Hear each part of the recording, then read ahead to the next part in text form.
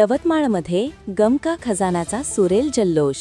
मोहर कम्युनिटी प्रस्तुत अभिजात काव्य महोत्सव 14 डिसेंबरला. मोहर कम्युनिटी प्रस्तुत आणि 7 प्रतिभावान कलाकारांनी सजवलेला महाराष्ट्रभर लोकप्रिय ठरलेला गम का खजाना आता यवतमाळमध्ये रंगणार आहे. पुण्यात या कार्यक्रमासाठी तिकीट मिळणे कठीण झालेल्या पार्श्वभूमीवर यवतमाळकरांसाठी ही दुर्मिळ आणि मोठी कलासंधी मानली जात आहे. या कार्यक्रमाचे मुख्य आकर्षण म्हणजे गालिबच्या अदबी कवितेपासून ते आधुनिक पोएट्रीपर्यंतचा मनमोहक प्रवास.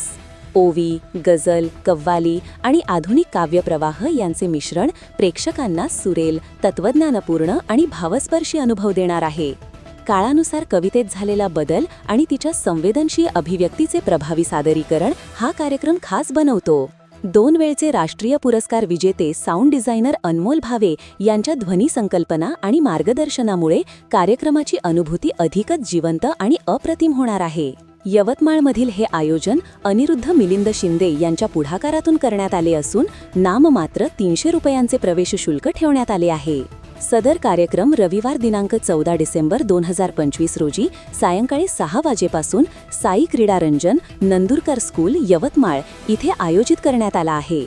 यवतमाळची गुलाबी थंडी, कवितेचा माधुर्य आणि गझल कव्वालींचा सुरेल संगम यामुळे गम का खजाना हा कार्यक्रम अविस्मरणीय ठरण्याची खात्री आयोजकांनी व्यक्त केली.